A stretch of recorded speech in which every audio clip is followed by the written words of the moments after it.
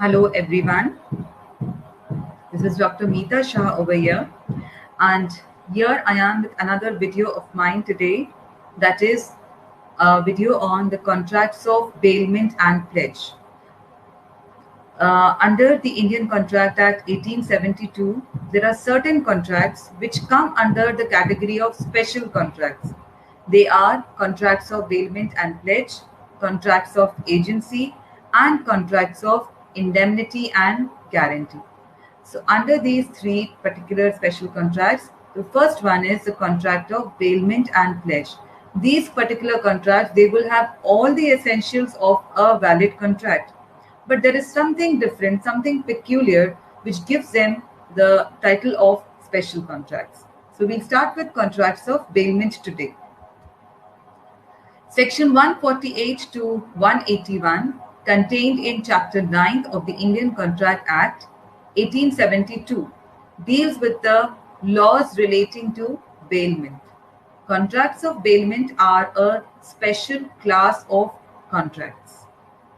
Now, before I go into the real meaning of this particular topic, that is a contract of bailment, let me help you with the help of an example. In our daily life, we actually enter into contracts of bailment, but to a certain extent, most of us are unaware of the fact that we have made ourselves a part of a contract of bailment. The most simple example for this is we all give we all have some or the other tailor in our life, right? We give some material to the tailor for stitching. Whenever we give the material to a tailor for stitching, we are actually making ourselves a part of a contract of bailment. How? See, I have 2 meters of cloth with me. I take this cloth to the tailor and I ask the tailor to prepare a shirt from this particular material for me. Say, for example, if I have a material which is red in color, definitely he's going to prepare a shirt from the material that I have given. The shirt would also be red in color, right?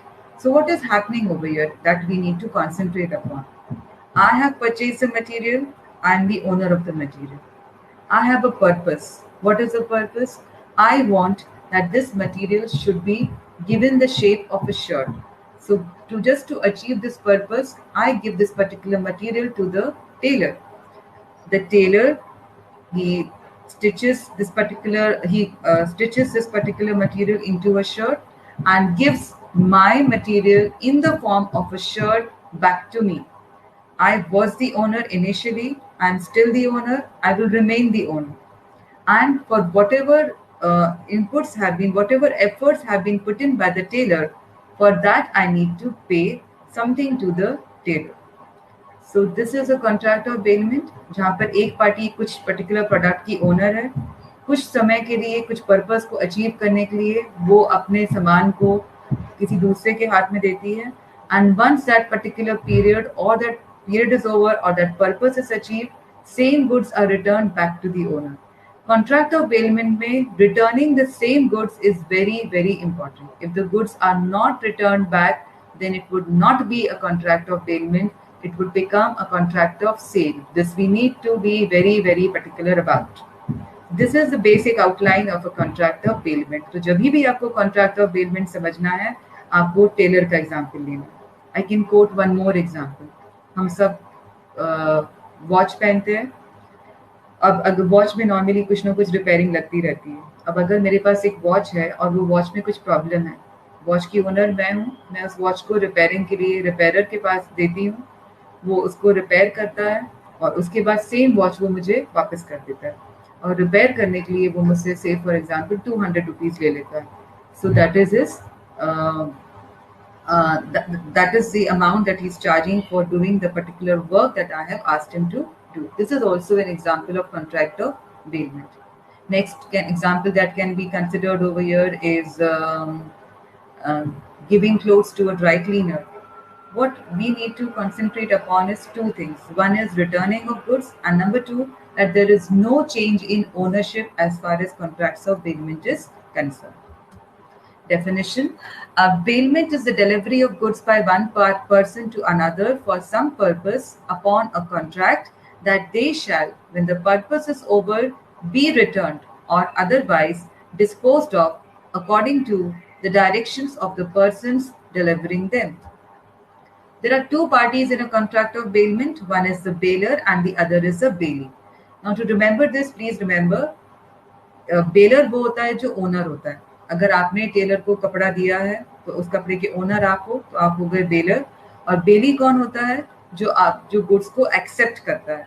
So if the tailor is accepting the material, the tailor is a bailee. This is the most simple way to remember these two particular terms, baler and bailee. And please be very particular about the spelling of baler. Normally students, what they do is they spell it as B-A-I-L-E-R. It is L-O-R. Now comes the essential features of a contract of bailment. First and most important feature of a contract of bailment is that there should be a contract. Means it should have all the essentials of a valid contract. That is presence of two parties. There has to be some consideration. Then the party should have the capacity to contract. There should be free consent. All the essentials of a valid contract should be a part of this particular contract too. Number two, delivery of goods by one party to another. This is very important. There has to be change in possession to consider it as a contract of bailment. If there is no change in possession, goods are not delivered by one party to another, it would not be considered as a contract of bailment. Number three, the goods are delivered for a purpose. Means whenever we deliver goods, there has to be some purpose for this change in possession. We just cannot go in for change in possession for fun's sake. There has to be some purpose. Purpose can be, say, repairing, stitching, or even safekeeping. Safekeeping is also a purpose. Next is the same goods must be returned. अगर जो भी goods है वो same नहीं है, it would not be a contract of bailment. And last is contract of bailment is only for movable goods. And please remember over here that money is not considered as movable goods. Say for example, if I have 5 lakhs rupees, मैं कहीं बाहर जा रही हूँ, मैं आपको बोलूँगी 5 लाख रुपए का आप ध्यान रखो, 10 दिन बाद आपसे ये पैसे वापस ले लूँगी. So this would not be considered as a contract of bailment because money is not considered as movable goods. But suppose if I give you some jewelry and I say keep it with you safely for 10 days, I'm going to take it back from you, that would be considered as a contract of bailment. Secondly, अगर मैं कहीं बाहर जा रही हूँ, मेरा घर खाली है, and if I say please take care of my house for 10 days, and this is a contract of bailment. घर की ओनर मैं हूँ, मैं ही रहूँगी, पर अभी कुछ दिनों के लिए आप मेरे घर में रह रहे हो. But as house does not come under the category of movable goods, वो immovable property है, that would also not be a contract of bailment. Please remember these points over here. Next is types of bailment. First है on the basis of benefits derived by the parties, and number two, on the basis of reward or consideration. On the basis of benefit derived by the party में है bailment for the benefit of the bailer alone. यदि contract of bailment ऐसा है जहाँ पर सिर्फ bailor का फायदा हो रहा है, then that would be termed as a bailment for the benefit of the bailer. Say for example, मैं टेलर को मटेरियल स्टिच करने के लिए दे रही हूँ, the tailor is not charging anything from me. So it is bailment just for the benefit of the bailer. सिर्फ मेरा ही फायदा हो रहा है, बेली को कुछ नहीं मिल रहा. Next is bailment for the benefit of the bailee alone. Say for example, I have a car and you are in need of this car for 2 days. I give this car to you and I do not charge anything from you. So यहाँ तो मेरे को कुछ नहीं मिल रहा है, बल्कि मुझे कार के बिना रहना पड़ेगा. But you are going to get the benefit of using my car without paying anything for it. So this is bailment for the benefit of the bailee alone. Lastly, bailment for the benefit of the bailer and the bailee. मतलब baler को भी कुछ मिल रहा है, बेली को भी कुछ मिल रहा है. मेरा पास मटेरियल है, मटेरियल का मुझे शर्ट बनवाना है, तो मेरे को शर्ट मिल रहा है प्लेन मटेरियल का, my benefit, and bailee is getting money for doing the work. Say for example I am giving 200 rupees to the tailor, so bailor को भी मिल रहा है, एक शर्ट मिल रहा है और बेली को पैसे मिल रहा है. Next, on the basis of reward और कंसिडरेशन. ग्रैटिट्यूअस बेलमेंट मतलब ऐसा बेलमेंट जहाँ पर कोई पैसे इन्वॉल्व नहीं है, हम जो भी काम कर रहे हैं उसमें कुछ हमें उसके लिए मिल नहीं रहा है. एंड नॉन ग्रैटिट्यूअस बेलमेंट मतलब बेलमेंट जहाँ पे हमें काम करने के लिए पैसे मिल रहे हैं. So whenever money is involve, non gratuitous. When money is not involve, gratuitous. Please remember the spelling of gratuitous also. It is Gratuitous. Duties of a bailer. Now, what are the duties of a bailier? Who is a bailier? The owner of the goods. Number one, to disclose known faults. Means उसके goods में जो भी faults है, वो सब उसको bailey को goods देते वक्त बताने हैं.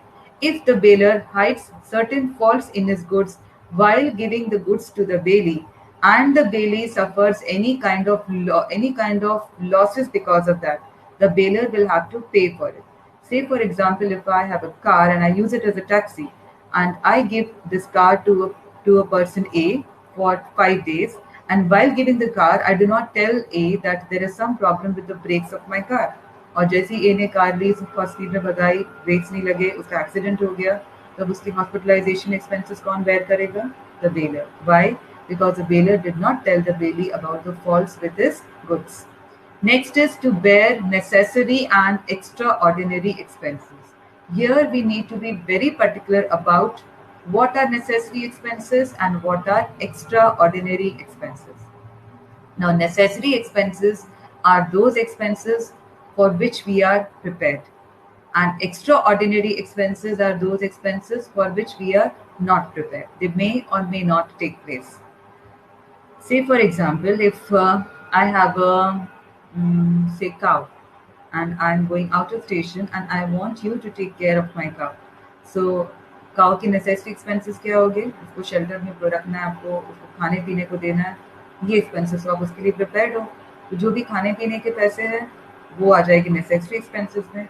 बट सपोज वो 10 दिन जिसके लिए मैं आपको काउ दे रही हूँ, उन 10 दिनों में if this particular cow fall sick और आपको उसको एक वेट के पास ले जाना पड़े, ट्रीटमेंट कराना पड़े, मेडिसिन लेनी पड़े, तो ये कहलाएंगे extraordinary expenses, expenses for which you are not prepare.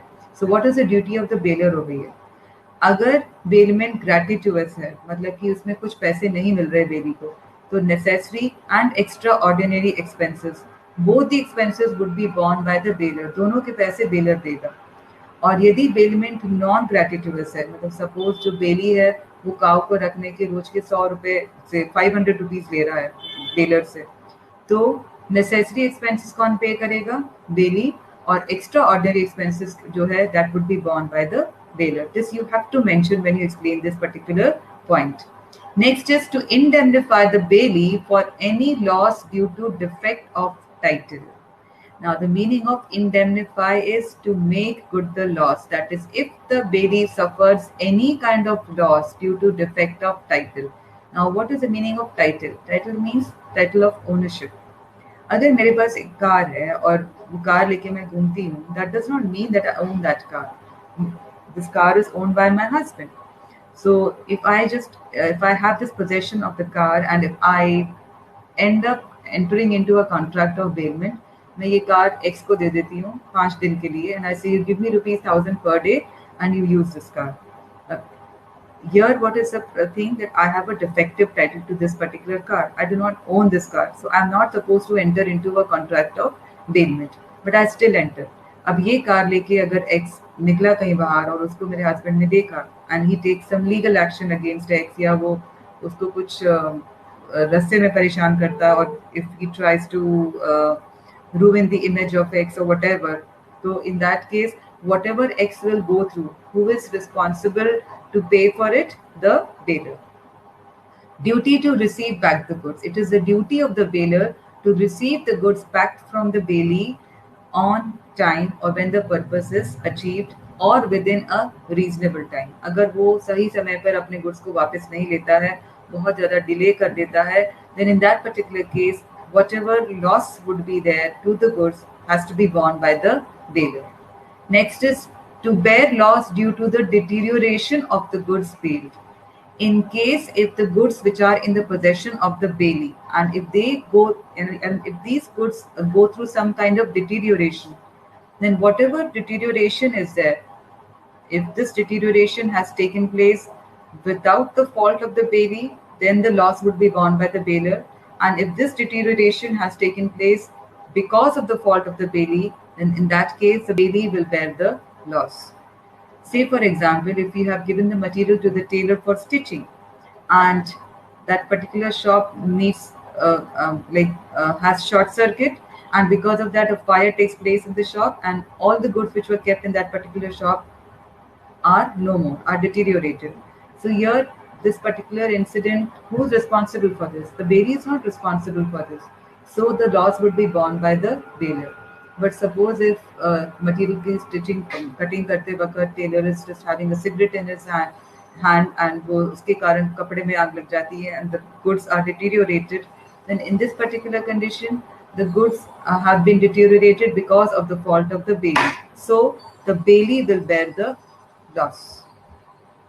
Next is rights of a bailey. Now, what are the rights of a bailey? First is enforcement of the duties of the bailiff. The bailey has to ensure कि जो भी duties है bailiff की or the owner of the goods, these particular duties are taken by the bailiff on a serious note. Next is right of compensation or right to claim damages. If the bailey suffers any kind of damages, then the bailey has a right to claim these damages. Next, a right to remuneration. The bailey has a right to claim the remuneration from the bailiff. If the bailiff troubles the bailey in any form, he has a right to retain the possession of the goods. That is exercising right of lien. अगर bailiff bailey को suppose कपड़े कुछ काम करवाया उसके पैसे नहीं दे रहा है, तो वो गुड्स को अपने पोजेशन में तब तक रखा रहेगा जब तक उसको उसके पैसे नहीं दिए जाएंगे. And lastly, right to sue. अगर कोई भी प्रॉब्लम आती है and the bailiff is not treating the bailey well, the bailey has a right to sue the bailiff.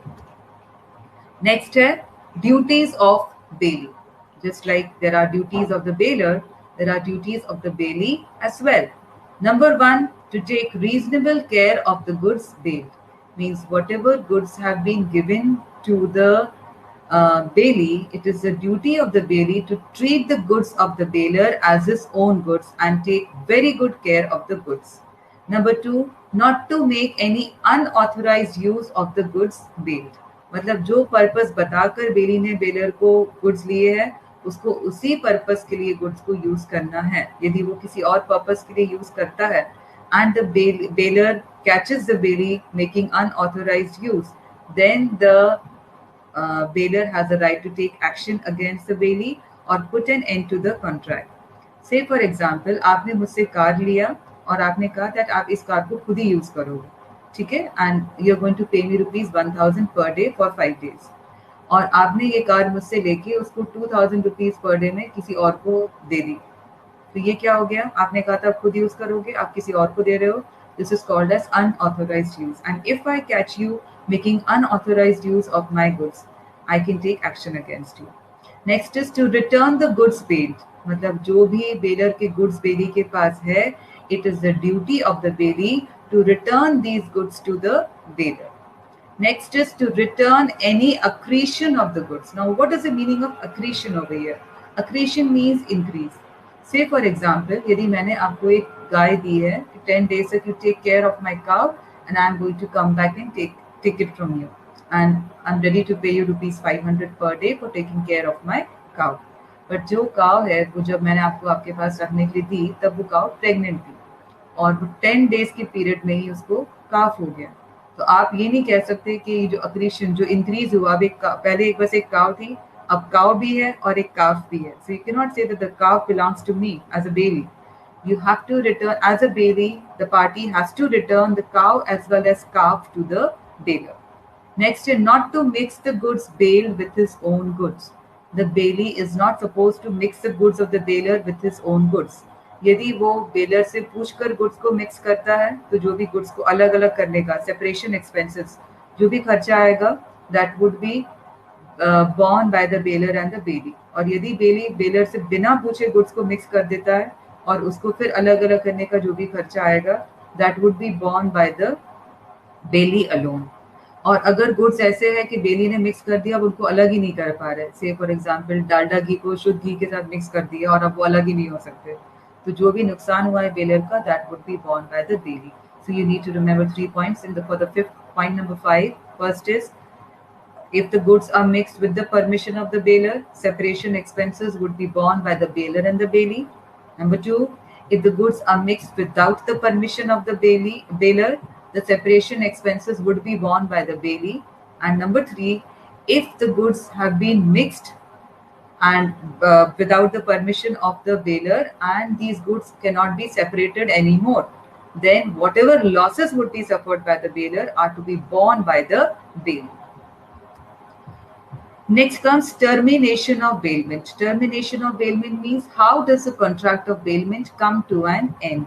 Number one, it comes to an end when the period of purpose is over. मतलब अगर मैंने आपको 10 दिन का के लिए car दिए है, तो जैसे ही वो 10 दिन का पीरियड खत्म होगा, कॉन्ट्रैक्ट ऑफ बेलमेंट खत्म हो जाएगा. पर्पस मतलब reason for going in for a contract of bailment. मैंने आपको एक मटेरियल दिया है टू स्टिच, जैसे ही वो स्टिचिंग हो जाएगी मैं आपको आपका रेम्यूनरेशन दे दूंगी, तो बस कॉन्ट्रैक्ट ऑफ बेलमेंट भी खत्म हो जाएगा. When the bailey makes unauthorized use of the goods, जैसे ही unauthorized मतलब जो आपने बोला है उसके लिए नहीं, किसी और काम के लिए आपने goods को यूज किया, and the bailor catches you, that very same day contract of bailment would come to an end. When the subject matter is destroyed, मतलब जो हमारा ऑब्जेक्ट था for entering into a contract of bailment, वो subject matter ही नहीं रहा, तो naturally contract of bailment भी नहीं रहेगा. At the will of the baler, मतलब बेलर जब चाहे तब वो कॉन्ट्रैक्ट ऑफ बेलमेंट को खत्म कर सकता है. And last is when the bailor और bailee dies, the contract of bailment comes to an end. Next is contract of pledge. We would be continuing with this in the next video, and I am waiting for more and more subscribers for my YouTube link so that I get motivation to make more videos, and not only on this subject but on other subjects as well. So in case if you have any kind of queries or any kind of suggestions, I am open to it. Please contact me for the same. Thank you so much.